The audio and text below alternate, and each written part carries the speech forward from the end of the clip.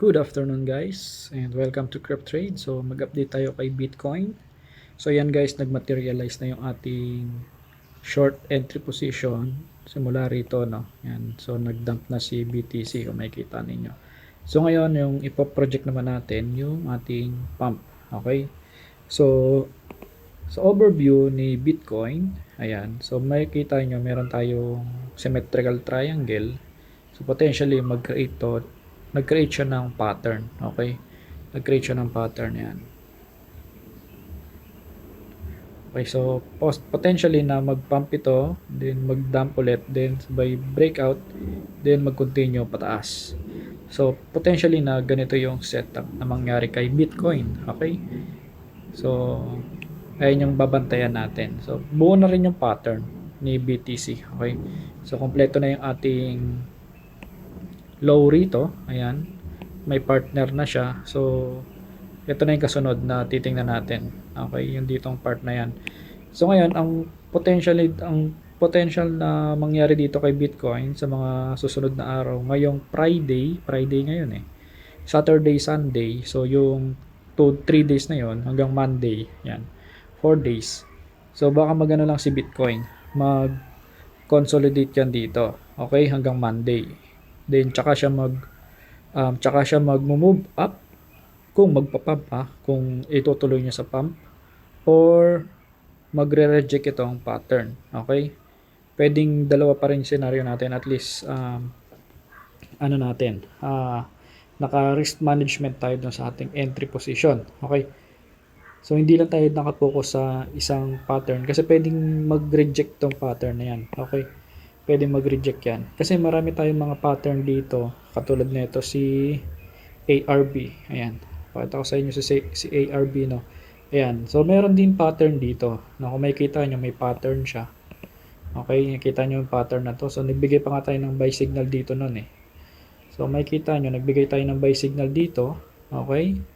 Symmetrical triangle yan. So buy signal dito.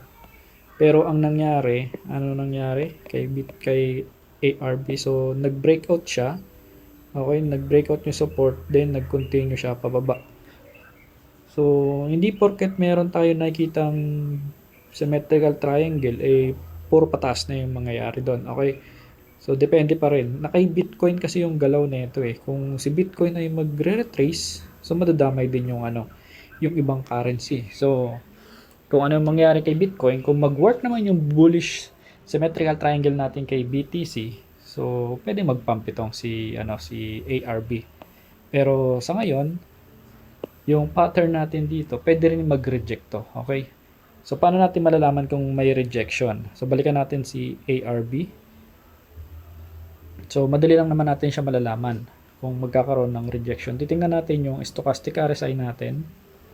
Okay, so kung mapapansin nyo, yung ating stochastic RSI dito kay ARB, ayan. So ito yung sell signal niya at confirmation itong araw na yon. Okay, so below 80 yung ating stochastic RSI, then nag-continue siya, nag-dump. Okay, and wala itong breakout na to, still nag-breakout siya, no, kung makikita nyo. Walang buy signal dito sa support level natin. Pag sinabing buy signal kay kay stochastic RSI, katulad nito, ayan. Itong buy signal na hanapin natin.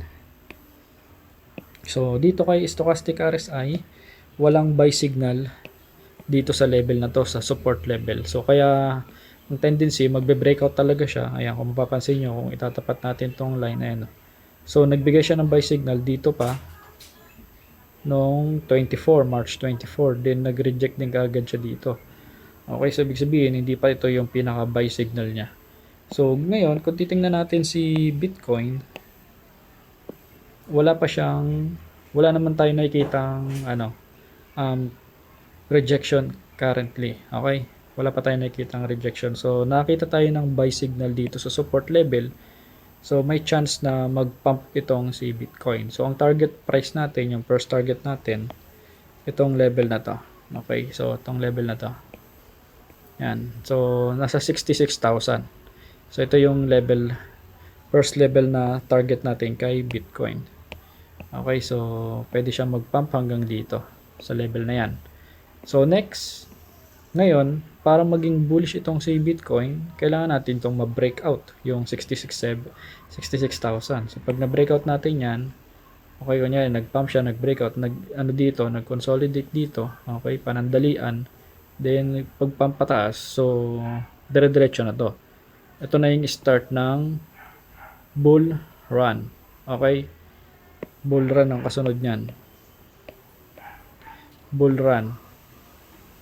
Yan, ayun yung ano dito. Pag nag-breakout itong trend line resistance natin. So ito yung babantayan natin. Okay? So ngayon, nandito pa tayo sa support. So baka mag-consolidate dito panandalian bago tayo mag-pump. Then yung pangalawang konso, ito. Okay, dito sa level na to. Sa 66 to 68. So dito sa part na yan. Kung sakaling mag-breakout tayo dito. Ito kasi support yan eh. Okay, pag potential maging resistance siya, pero pag nag-breakout tapos nag-stay dito above, okay, so pwede mag-pump yun. So ngayon, wala pa naman tayo nakikitang reversal dito kay Bitcoin, no?